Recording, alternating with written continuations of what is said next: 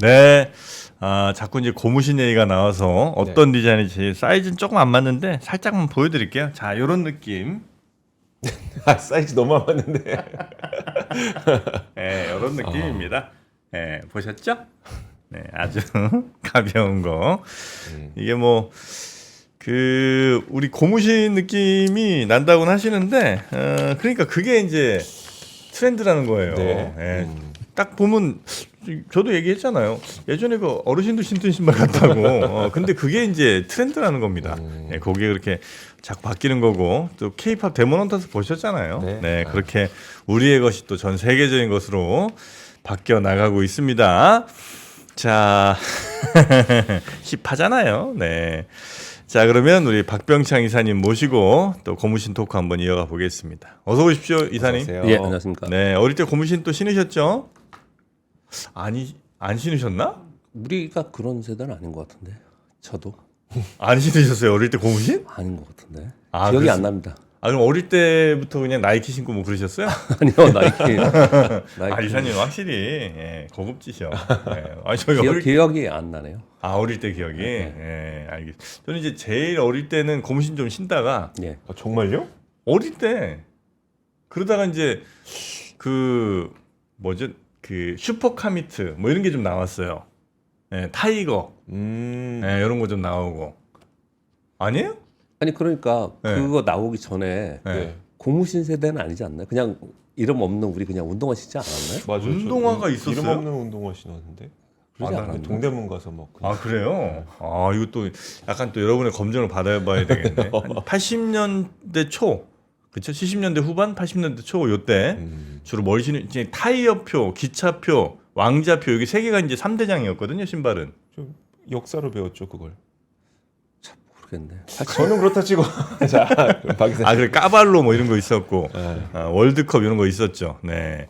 자 그러면 우리 박병창 이사님과 함께 오늘 시장 이야기 한번 가보도록 하겠습니다. 예, 지난주 시장은 좀 간략하게 말씀드리겠습니다. 지난주에 다우는 약보합이었고 나스닥이 1.5%, 즉 기술주 위주로 지난주에 상승했습니다. 몇 가지만 말씀드리면 파월 의장 해임 관련 논란으로 인해서 시장의 변동성이 좀 있었는데 원위치했고요. 지니어스법 통과 때문에 관련된 종목들이 지난주에 변동성이 있었고 또 많이 올랐습니다. 근데 금요일 날은 통과되고 나서 소폭 차익실현 매물이 좀 나왔고요. 기술주로 올랐던 것은 엔비디아 AI 칩, 중국 수출 승인 H20 요 내용과 함께 반도체 관련 기술주들이 주변주들이 전반적으로 상승을 했습니다. 가장 큰 특징은 CPI, PPI가 발표되면서 관세발 물가 영향이 조금씩 나타나고 있지 않냐라고 하면서 금리 인상 기대가 감소되고 국채 중율이 상승하는 모습을 나타냈습니다. 지난주 금요일은 그냥 혼조였습니다. 큰 움직임이 없었고요. 다만 뭐 지난주 금요일 날 좀 혼조 상태의 설명을 하는 것은 미국과 유럽의 관세 협상이 좀 난항이다. 이런 얘기들이 주말에 좀 나오고 있고요. 트럼프 대통령은 유럽연합에 최소 15%에서 20% 관세 요구를 하고 있다. 그 핵심에는 자동차가 있는데 네. 유럽연합에서는 자동차 관세를 낮춰달라고 계속 얘기를 좀 하고 있습니다.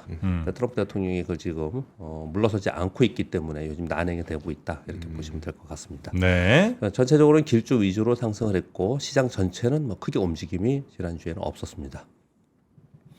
우리 시장은 지난주에 코스피가 0.39% 올랐는데 코스닥이 2.5% 올랐어요. 그러니까 상대적으로 종목들이 더 좋았고요. 그리고 코스닥과 개별 종목이 상대적으로 좋았다는 표현을 좀 드리는 거고요. 가장 큰 특징은 첫 번째 시장의 견조한 강세의 흐름은 유지되고 있습니다. 왜냐하면 장중에 한 1%씩 빠졌다가 오후에 반등하고 이런 모습을 나타내고 있는 거 보니까 저가 매수가 계속 있는 겁니다. 그러나 상승 변동성이 둔화되고 있습니다. 이 3,100포인트 갔을 때 약 열흘간 횡보했었어요. 기간 조정이 있었습니다. 근데 이번에 3,200포인트 가니까 매물 받고 떨어지고 매물 떨어지고 이뤄지고 있죠. 그러니까 상승 변동성이 좀 둔화됐다는 말씀을 드리는 거고요. 그리고 종목별 그리고 섹터별 차별화가 많이 나타나고 있는데 가장 대표적인 게 삼성전자와 SK하이닉스죠. 삼성전자 지난 한 주 동안 7.19% 상승했습니다. SK하이닉스는 8.6% 하락을 했어요. 그래서 극명하게 종목별 차별화가 나타나고 있는 거고요. 그리고 트럼프 행정부의 AI 및 에너지 분야 투자 요 소식과 함께 전력기기가 지난 한 주 동안 좋았는데 지난주 금요일 날 시간에서 하라 그랬어요. 요 뉴스 전해드리도록 하겠습니다. 네. 그래서 목요일에는 제약바이오가 급등을 했고 금요일에는 2차 전지가 급등하고 이렇게 상대적으로 좀 못 올랐던 종목 또는 섹터군 또는 수급이 이동하면서 좀 순환하는 모습이 나타나고 있고요.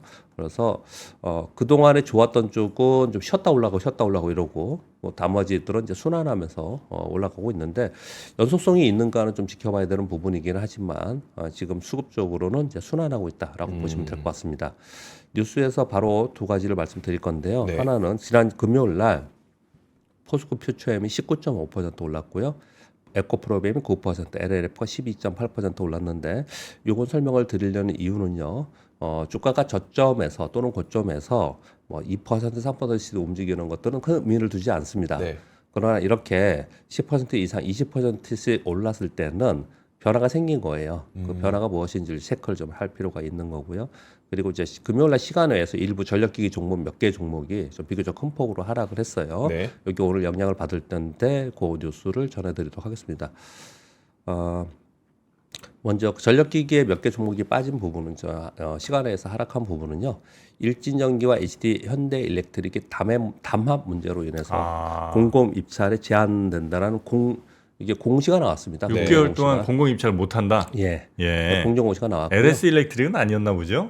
그런데 예? 요 두 개 기업이 일진전기가 가장 빠르게 공시를 내놨고요 회사에서. 네. 그래서 이 두 개 기업이 이제 담합 문제가 있었다고 하면서 이제 내용이 나왔는데 그 안에 내용을 들어가 봤더니 우리나라 전력기기 업체들이 대부분 다 들어가 있어요. 뭐 효성, LS 다 다 들어가 들어가 있더라고요. 있어요. 네, 다 들어가 있는데 예, 그래서 오히려 이들 종목만 문제가 됐으면은 네. 이제 충격이 좀 컸을 텐데 그 당시에 거의 대부분 다 한 거예요. 다 담합이 있었던 거예요. 그래서 부각은 이들 종목이 됐는데 전반적으로 이쪽 섹터의 영향을 단기적으로는 악재로 들지 않겠냐 이렇게 얘기를 하고 있는 거고요.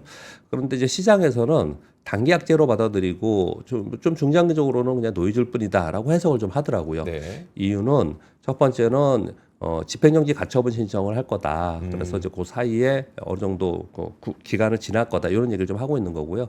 그리고 또 한 가지는 지금 말씀드린 바와 같이 뭐 읽어보셨던 것 같은데 이 두 종목만 꼭 찍어서 있는 게 아니고 다른 기업들도 다 대부분 그 당시에는 그렇게 했어요. 근데 저도 헷갈렸던 부분이 뭐였냐면 그때 담합에 대해서는 예. 그 업체들이 다 포함되어 예, 있는데 포함되어 있어요. 그러면 입찰 제한이 걸린 기업은 두 기업만인 거예요? 지금 그렇게 얘기를 하고 있는데 아마도 전체적으로 그런 건데 이들이 부각이 된 게 아닌가. 지금 해석은 좀 그렇게 되고 있는 것 네네. 같아요.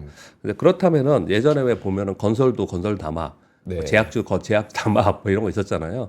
그렇듯이 문제가 있는 건 분명히 하고 그걸로 입찰 제한이 있는 건 맞지만 이 업황 전체에 어떤 기업만 문제가 되는 이런 부분이 아니고 노이즈로 작용하지 않을까 이렇게 해석은 하더라고요. 네. 근데 시간에서 빠졌기 때문에 오늘 이런 영향을 좀 받지 않을까 생각을 하고요. 그래서 뉴스를 전해드리고요. 그리고 2차 전지가 지난주 금요일 날 급등을 했는데 그리고 큰 폭으로 상승을 하면서 의미 있는 상승을 했습니다. 2차 전지 관련된 호재성 뉴스들이 여러 가지가 나왔습니다. 첫 번째는 테슬라의 모델 3 RWD 배터리를 CATL에 그 LFP를 썼었는데 LG 에너솔로 변경한다라는 발표 뉴스가 좀 있었습니다.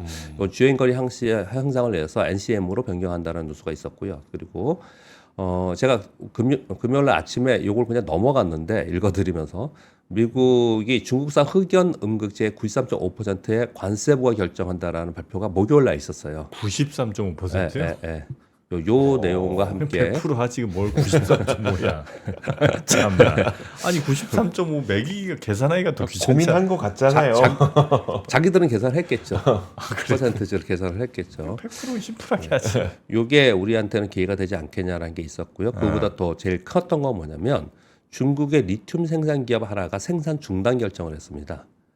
이유는 뭐냐? 공급 과잉으로 인해서 구조 조정의 일환이라는 구조 조정 돼야지. 네, 요걸 오늘 읽어드리겠습니다. 아까 권 기자님도 말씀을 주셨지만 그리고 지금 현 정부에서 새로운 정부에서 생산세액 공제 요거 보면은 반도체 들어가 있고 몇 개 들어가 있잖아요. 네. 그리고 재생에너지 들어가 있는데 전기차도 검토해야 되지 않겠냐. 전기차 이거 그대로 두면은 요번에 좀 어렵지 않겠냐. 이런 얘기들이 나왔어요. 그러니까 전반적으로 호재성 누수가 갑자기 한꺼번에 나온 거예요. 이런 내용들이 나오면서 이제 급등을 했고, 그리고 그 종목들을 잘 보시면 외국인들이 급격하게 매수한 게 보이는데 아마도 쇼커버링이 상당히 있었겠죠. 네. 쇼커버링이 밑에서 많이 이제 그 동안에 제일 공매도가 많았던 쪽이었기 때문에 네. 쇼커버링이 상당히 있지 않았나라고 생각합니다. 그래서 연소성을 좀 볼 필요가 있다 이렇게 설명을 드리는 거고요. 제일 중요하다고 생각하는 그 중국의 리튬 기업 생산 기업의 생산 중단 결정 요 부분에 대해서 연결된 뉴스 아까 권 기자님 전해주신 거에서 저도 말씀을 좀 드리겠습니다. 한 페이지에 다 적어왔는데요. 중국이 전기차, 배터리, 태양광 패널 감산 추진을 한다는 거예요. 대대적인 공급 개혁을 한다는 건데 이르면 9월에 발표할 거고요. 이 공급 조절 정책은 2015년 이후에 10년 만에 다시 처음으로 한다는 거예요. 그래서 의미가 있는 거고요.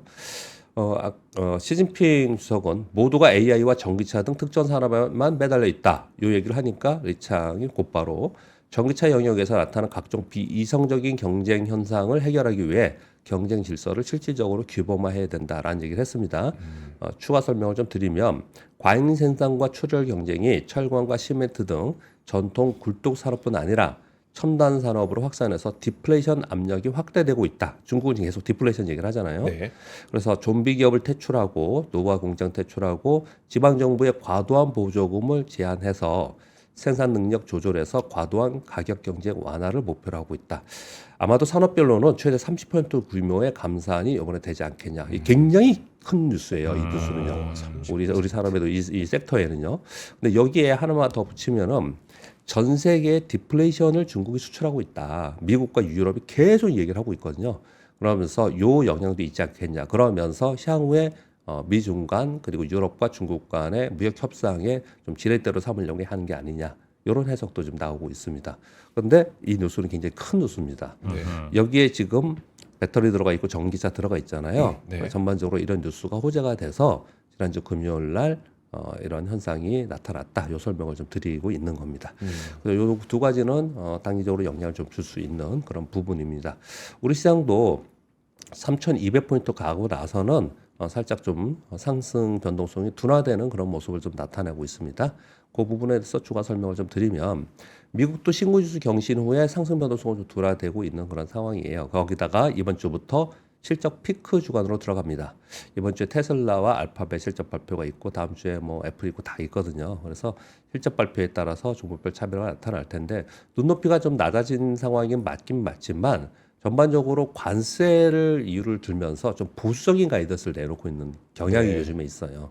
네, 그런 부분들을 보면은 이번에는 기대보다는 좀 보수적인 관점으로 보고 있다 이렇게 보시면 될 것 같고요. 수요일 날은 트럼프 대통령의 AI 경쟁 우위 확보라는 서밋에 연설이 있고요. 목요일 날 ECB 금리 결정이 있습니다. ECB는 7회 연속인가 금리 인하를 했죠. 그래서 이번에 동결 가능성이 높다 이렇게 얘기를 하고 있고요. 우리나라도 뭐 외국계 IB들이 우리 한국 증시의 비중 확대, 뭐 목표 타겟 프라이스들 높이고 이러고는 있어요. 그래서 외국인 순매수는 지금 지속되고 있고, 그리고 시장의 추가 상승 기대감은 있는 상태예요. 그런데 3,100포인트에서 약 10일간 정도 조정 보였거든요. 차트 볼게요. 여기서 급등을 이렇게 하다가 요게 선거일입니다. 우리나라. 네. 우리나라 대선일이고요. 여기서 급등하다 3,100포인트에서 빠지기 시작해서 한 10일간 이러고 있었습니다. 2주간. 네. 그랬다가 다시 올랐거든요. 3,200 가니까 또 이러고 있죠. 네. 그러니까 지금 이런 상황이 지금 닥쳐 있다라는 거예요. 그래서 여기서부터는 좀 이렇게 상승 변동성이 좀 줄어들고 있다는 얘기 표현을 드리는 거고요. 그러다 보니 또 가파르게 올라온, 굉장히 빠르게 올라온 게 있다 보니 국내 증권사들이 신중 모드로 전환되고 있다라고 하면서 투자 의견 하향 보고서가 나오기 시작했어요. 요거는 증권사들 잘못 보고 저는 오히려 이게 좋은 징조라고 보거든요. 네. 이게 막 3,000 뚫자마자 3,100, 3,200, 3,300 이 그냥 가는 것보다 네. 오히려 저렇게 한 번씩 네.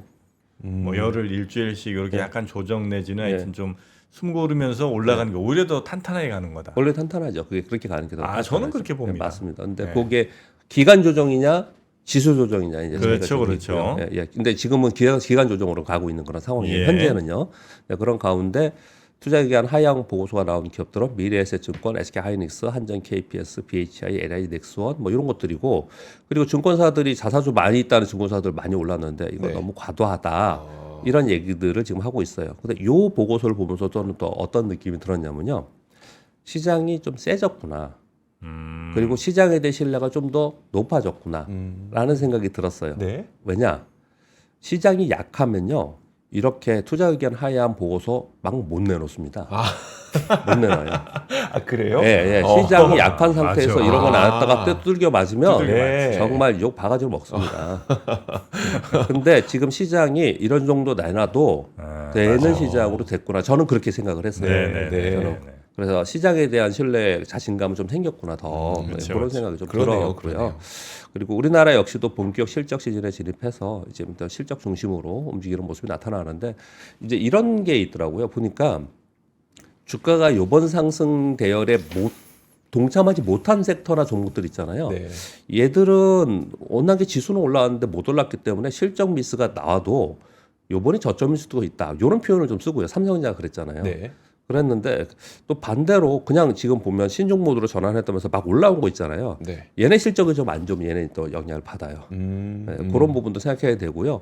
미국하고 우리하고 차이점은 뭐냐면 미국이 넷플릭스가 호실적 발표했는데 넷플릭스가 요번에 호실적이라고 이제 얘기를 하면서도 넷플릭스가 그렇게 크게 영향을 못 받았던 건 뭐냐면 안에 내용을 봤더니 달러와 약세의 수혜를 굉장히 입었다 네. 얘기를 하는 거예요. 이익단에서. 네. 그거 빼고 나니까 그렇게 크지 않더라는 얘기를 하는 거거든요. 이해되시죠, 그건요? 네. 우리나라는 반대인 거예요. 우리나라 수출주들은 요번에 원화 강세가 됐기 때문에 2분기에 아. 1,480원에서 1,350원대까지 떨어졌잖아요. 네. 그러니까 원화 강세가 되면서 영업 이익단에는 그만큼 손실이 엄청나게 커진 그렇겠죠. 거예요. 네.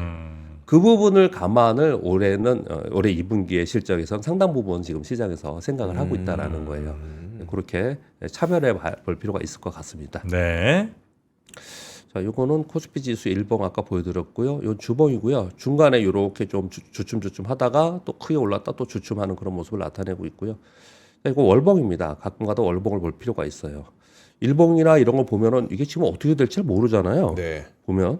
근데 이렇게 장기적으로 이렇게 보면은 우리 시장이 지금 3,316포인트가 최고점이고 지금 3,002포인트에서 조정을 보이고 있어요. 아까 정프로님 말씀대로 여기서 조정이 양호하게 나타나면 무조건 돌파한다고 보는 거죠. 네네. 근데 얼마나 조정이 있냐 이제 요게 이제 관건에 좀 있는 거고 네. 종목별로 조정이 보기 관건에 있는 거고 그렇고요. 그리고 우리 시장은 이 횡선이 뭐냐면 500에서 1000, 1000에서 2000, 2000에서 3000 뭐 이런 식이었고요. 이게 한 10년 주기의 정도가 있었어요. 10년 주기. 2000포인트대가 한 10년 정도 있었습니다. 네. 2000포인트를 확실히 넘기고 나서도 보면 그러면 만약에 이대로만 아주 단순하게 네. 소위 이걸 뭐라고 그러죠? 이런 거를 뭐 어떤 옛날 데이터 가지고 이렇게 단순하게 보면 2017년도에 우리가 2000포인트를 확실하게 넘어섰거든요. 1000포인트 시대를 끝냈어요. 네. 그러면 2000포인트 시대에 계속 있었다면 2027년 정도 되면은 2000포인트 시대 끝나서 3000포인트 시대 그 위로 갈 수 있느냐 뭐 이렇게 볼 수도 있는 부분이에요. 그래서 네. 우리 시장 분위기는 괜찮은 여러 가지로 봐서도 좀 괜찮은 상황이 좀 있습니다. 근데 이 지금 우리 시장의 박스권하고 이건 S&P 500입니다. S&P 500의 2000년도서부터 보면은 S&P 500이 2007년, 2008년도에 요때 1000에서 1500 사이 요 근처에 있었죠. 그래서 잘 보시면 2003년, 4년, 5년도에 1000에서 1500 사이 있었잖아요. 네. 2005년, 2006년도에 우리는 어디 있었냐면은 1700, 2000 사이에 있었습니다. 되게 다시 한번 보여주세요. 전혀 생각을 안 하시는 분들이 있어요. 우리가 2007년도에 2000포인트 있었잖아요. 네. S&P 500이 2007년도에 1500포인트였다니까요. 1500포인트였어요. S&P 500이 얼마죠 지금? 지금 6,000 넘잖아요. 6,200. 6,200. 여기 있었어요. 그러니까 그만큼 그 사이에 유동성과 빅테크 기업들의 차별화가 어마어마하게 된 거죠. 어마어마하게 네. 된 거죠. 그래서 그냥 잠깐 우리 보여드렸고요. 또 한 가지는요. S&P 500은 가만히 보시면 500 단위로 이게 있네요. 의미 있는 선이. 우리는 1000 단위로 있는데 얘는 1500을 여기 보세요. 이게 지금 돌파한 게 1500이에요. 네. 그리고 나서 올라가다 다시 조정 보인 게 2500입니다. 네. 또 올라가다 조정 보인 게 3500이에요. 얘는 500 단위로 있습니다. 여기는. 네. 3,500, 4,500 이렇게 해요. 그래서 그런 것도 의미가 있을 수 있습니다. 이 기초 분석에서는요. 그래서 참고로 말씀을 드리겠습니다. 네. 자, 뉴스 전해드리겠습니다. 트럼프 대통령이 파월 뭐 자꾸 이 얘기 계속 하고 있는데 이거 지금 열가에서 걱정 엄청 많이 합니다. 이거요. 엄청 많이 하고 있는데 근데 트럼프와 트럼프 행정부에서도 이제 트럼프가 얘기하지 않고 주변에서 막 얘기하고 있습니다. 예를 들어서 연방 주택국장은 파월이 고집을 부리며 국민을 해치고 있다. 백악관 부비서실장은 자기 건물의 30% 비용 초과도 제때 해결하지 못하는 사람이 미국 경제의 통화 정책을 통해 세계 경제를 관리하는 건 말이 안 된다. 자기 건물의 30% 비용 초과를 해결 못한다는 게 연준이 월세 잘 못 내요? 원주 그 건물 질 때 비용 더 많이 들었다는 거 원래 있잖아요. 18억인가 막 이 정도 해야 되는데 25억 정도, 네. 25억 달러 정도 들었다는 거잖아요. 지금 그걸로 계속 공격하고. 예, 예, 아, 예. 그러세요. 네. 왜- 그걸로 지금 공화당 소속의 하원 한 명은 네. 파월장이 위증했다. 위증 혐의로 법무부에 회부 예정이다. 이렇게 얘기를 하고 있어요. 굉장히 지금 공격하고 있는 거예요. 네, 네, 네. 그래서 파월 의장이 지금 여기 잘 버티고 있는데 시장에서는 만약에 이걸로 문제가 되면 시장의 하락 충격이 있을 거다 이렇게 지금 보고 있어요. 계속 그렇게 지금 하고 있는 상황입니다. 그래서 이게 시장에서는 지금 이슈 중에 하나입니다. 그렇게 봐야 될 것 같고요. 월러 이사는 차기 연준 의장 후보이죠. 그래서인지는 모르겠지만 이런 표현을 씁니다. 7월에 금리 인하를 해야 된다. 다다음 주에요. 금리 인하를 미룰 만한 실질적인 이유가 없다. 노동시장 악화를 왜 기다리냐. 그 전에 선제적으로 해야 되지 않겠냐. 그래서 7월에 25p 금리 인하가 합리적이다. 이런 얘기를 좀 하고 있습니다. 그렇게 지금 파월 의장을 공격하고 있다. 근데 이건 시장에서 노이즈가 될 수 있습니다. 네. 그런 말씀을 좀 드리고 있는 거고요. 그리고 트럼프 대통령의 AI 가이드라인 이거 지난주에 한번 말씀을 드렸고 우리 시장 영향을 많이 줬습니다. 이거 7월 23일 발표 예정이라고 합니다. 여기에 왜 영향을 많이 주냐면 에너지 기반 확대, 뭐 그리고 글로벌 AI 표준 선도 그리고 AI 산업 규제 완화 이런 내용들이 들어가서 여기 관련된 우리의 섹터들이 있습니다. 23일 예정이라는 거를 날짜를 좀 알아두셨으면 좋겠고요. 그리고 4번, 5번 뉴스는 전해드렸고요. 6번은 중국이 정보산업발전 촉진 조치라는 거를 3년간 시행하겠다고 하면서 그 내용 중에 하나가 뭐냐면 게임 사업 지원을 위해서 파노의 패스트트랙을 도입한다라고 하는 내용들이 지금 나와 있어요. 여기 또 이쪽 투자하시는 분들은 여기를 좀 읽어볼 필요가 있습니다. 단신으로 가져왔고요. 그러니까 이제 파노 같은 거 받을 때 빨리빨리 해준다 이런 거잖아요. 그렇죠. 왜냐하면 지금 되게 복잡하고 어려웠습니다. 음. 그래서 이제 그런 얘기 좀 하고 있는 거고요. 별로 뭐 소용 없을 것 같다 이건. 눈 나쁜다고 잡았던 게 엊그제 같은데. 이건 뭐 안 돼. 안 돼요? 네, 중국은 이건 안 됩니다. 그리고 7번 뉴스는 아까 중요하기 예. 때문에 전해드렸고요. 자, 8번은 코인 관련된 코인이라고 하면 될래나? 코인이라고 하면 되겠네요. 범용이니까 코인이라는 용어가. 네. 지니어스법 통과 영향으로 가상화폐 시가총액이 토탈로 4조 달러 돌파했다는 파이낸스 타임즈. 리플도 엄청 올랐다던데. 네. 리플도 오르고 이더리움이 지난주에는 이더리움이 제일 많이 올랐고요. 그랬던 것 뭐 같더라고요. 원래 3대잖아요. 네. 비트코인, 이더리움, 솔라나. 아 그렇게 3대장이에요? 네, 그렇게 이제 많이 움직이지 않습니까? 이런 게 많이 올랐다는 거예요. 디센트럴랜드 이런 건 없나? 밀크. 그거 우리나라 거예요? 그럴걸요 아마? 보고 계세요? 아, 제가 계세요? 그 예전에 샀었거든요. 네. 마이너스 한 90 나왔어요. 그거. 얼마 안 샀는데 그래도 예. 3개 샀었거든요. 예. 디센트럴랜드, 밀크, 예. 또 하나 뭐였지? 여러분이 아마 아실 텐데. 하여튼 그 3개 샀는데 예. 와 그렇게 가격 떨어질 줄 몰랐습니다. 근데 한번 그때 제가 보기에는 이 코인이 생기고 비트코인이 화제가 되고 널리 회자가 되고 나서는 3번 정도가 있었던 것 같아요. 이렇게 크게 오른 게. 네. 처음에 100만 원, 막 200만 원에서 2천만 원까지 한번 올라간 적이 있었고 아 그렇죠, 그렇죠. 초에. 예. 그리고 확 빠졌다가 다시 한번. 네. 그다음에 뭐 그 다음에 올라갈 때 그때 들어가시는 거예요. 그때. 그 다음에 막 우리나라 코인들 막 밈 코인들 막 유행하고 그럴 때가 한 번 있었어요. 네. 그랬다가 이제 없어지고 다 없어지고 또 정리가 됐다가 그 요번에 이제 3번째 되게 새로운 계기를 마련한 거거든요. 이제 스테이블 코인 때문에 이제 이런 일들이 벌어지고 있는데 지니어스법 통과가 되면서 이번 법안 통과로 월가 IB와 투자자들 그리고 기업들의 시장 진출이 가능성이 좀 높아진 거고요.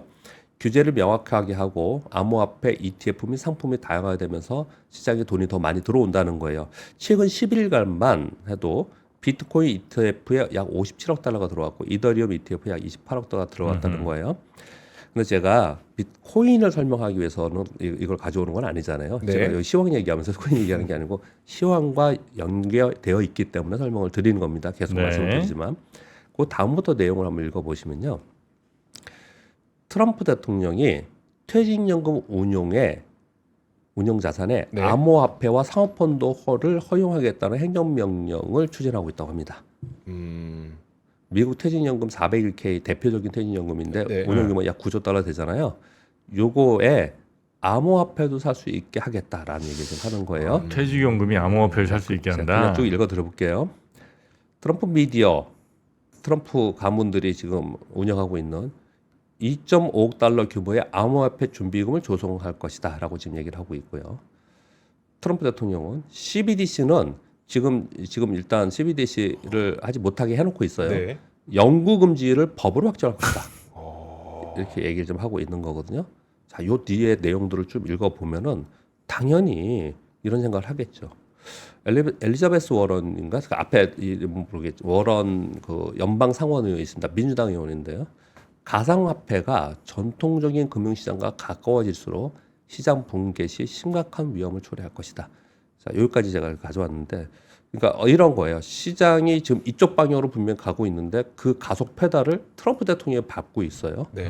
근데 거기서 많은 제도권 안에 있는 연준이나 제도권 안에 있는 월가의 사람들이 걱정하는 부분들을 어느 정도의 규제 장치를 좀 해놓고 명확하게 하고 이렇게 좀 가야 되는 부분들이 있는데 트럼프 대통령이 가속 페달을 밟으면서 어쩌면 만약에 이것으로 인한 위험이 생긴다면 트럼프 대통령이 그 가속 페달을 밟고 있는 거다. 이렇게 지금 설명을 하는 거예요.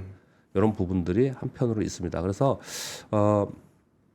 지금 스테이블 코인은 이럴 이유는 크게는 없습니다. 스테이블 코인 걱정하는 부분들도 있는데 이건 기초자산이 명확히 있으니까. 근데 네.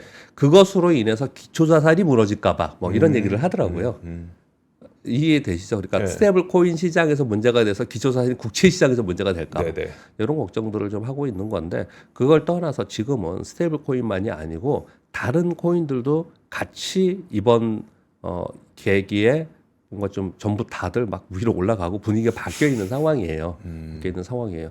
근데 이게 중간중간에 이걸 갖고 계시는 분들 코인 쪽에서 계속 좋게 얘기하시는 분들 오케이 좋습니다. 이렇게 계속 가야 되는 거 맞는데 제도권 안에 제도를 밟아가면서 가는 부분들이 계속 있었을 때 나중에 문제가 없다. 이 설명을 계속 하는 거거든요. 네. 그런 부분들이 좀 있는데 저는 우려도 상당히 있다라는 쪽으로 보고 있어요. 그래서 뭐 이런 뉴스를 한번 좀 가져와 봤습니다. 네. 보고 있습니다. 트럼프 대통령은 자기네들이 트럼프 돈 모아가지고 비트코인 회사 차려놓고 코인 회사 차려놓고 하고 자기네들 이름 코인도 막 만들어놓고 그걸 설마 나라 돈을 사자는 건 아니겠죠? 비트코인 사겠죠, 뭐. 그렇죠. 설마 트럼프 내 코인을 401k로 사고 뭐 이런 짓까지는 못 지금 하겠죠. 하는 보면은 진짜 하려나? 되게 황당한 거 되게 많아요. 맞습니다. 트럼프는 할 것 같기도 하고. 그러니까요. 네, 지금 분위기는 그렇다라는 설명을 좀 예. 드리고 달러는 어떻게 하려고 그러지? 달러가 이게 유지가 잘 안 될 것 같은 느낌이지만 여튼 네. 이런 뉴스 전해주셨고요. 그리고 우리가 지금 밸류 프로그램 계속 얘기하고 있지 않습니까? 네. 소액 주주의 주주가치 제고를 얘기하고 있는데 거기에 지금 이번 7월 말에 첫 세법 개정안을 발표하지 않습니까? 발표보다도 정부에서 이번에 이걸 하잖아요. 네. 논의하지 않습니까? 여기에 몇 가지 세수 기반 확대를 위해서 몇 가지가 나왔는데 지금까지의 주식 시장에서 호재만 바라봤던 거와는 좀 다른 뉴스들이 나오고 있습니다. 이것도 지금 그래서 막 지금 시끄럽더라고요. 지금 SNS에 보면은 일단 부동산 쪽에서는 종부세 공시가율을 지난 정부에서 이걸 낮춰놨었는데 네. 60%에서 80%로 상향한다라는 얘기 좀 하고 있고요. 그럼 세금이 더 높아지는 네. 거고요. 그리고 지난 정부에서 법인세를 낮췄습니다. 1% 포인트 법인세 낮췄는데 최고 세율을요. 근데 요거를 다시 높이겠다 얘기를 하고 있고요. 그리고 금융투자 소득세를 없던 걸로 하면서 당분간 유예하면서 그러면서 증권거래세 원래 금융투자 소득세를 만들면서 증권거래세를 인하했죠. 네네. 인하했는데 금융투자 소득세를 없앴잖아요. 네.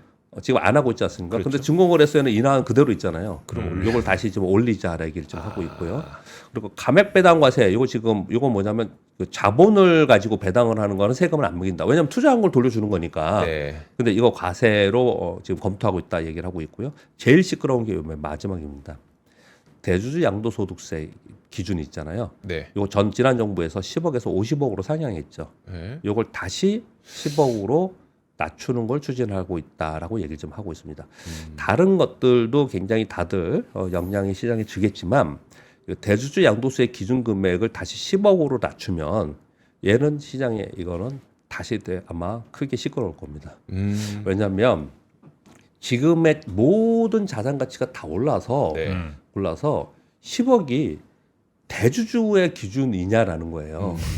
대주주의 기준이라는 거예요. 지금 물론 굉장히 뭐 10억 큰 돈이지만 네. 시장을 움직이는 큰 손들, 시장을 움직일 수 있는 자금의 흐름들이 이 10억 이상의 단위들이 대부분 움직이거든요. 네. 대부분 아주 소액 빼놓고는 그러니까 불특정 다수의 다수 빼놓고는 대부분 그렇거든요. 근데 요걸 기준으로 10억으로 해놓으면 또 다시 연말 되면 막 2조씩, 3조씩 매도가 나오는 그렇겠죠. 이런 일이 벌어질 수 있다라는 거예요. 그리고 이것은 주식시장의 활성화와 주주가치 제고 정책과 그러니까 소액주주의 주주가치 제고를 한다고 했는데 이렇게 다시 만들면 이건 상충되는 거 아니냐라고 되게 시끄럽습니다. 이거 지금 네. 되게 시끄러워요. 요 얘기를 좀 하고 있는 거거든요. 그래서 향후에 요 내용들 그냥 지켜봐야 되는 부분인데 저는 이런 내용들을 보고서는 어떤 생각이 들었냐면요. 저의 의견을 그냥 장단하게 말씀을 드리면 결국은 금융투자소득세 하지 않을까요? 나중에 결국은 금융투자 소득세로 간다면 네. 막 가다가 시장이 좋으면은 뭐 이걸 하고 뭐 아니면도 안 좋고 이렇게 하지 마시고 한 5년 플랜 세워요. 네. 5년 플랜 세우든 10년 플랜 세우고 왜냐하면 이걸 정해놔야지 증권사들이나 예타고의 애들도 준비하죠. 전부 다 시스템을 만들어 놓습니다.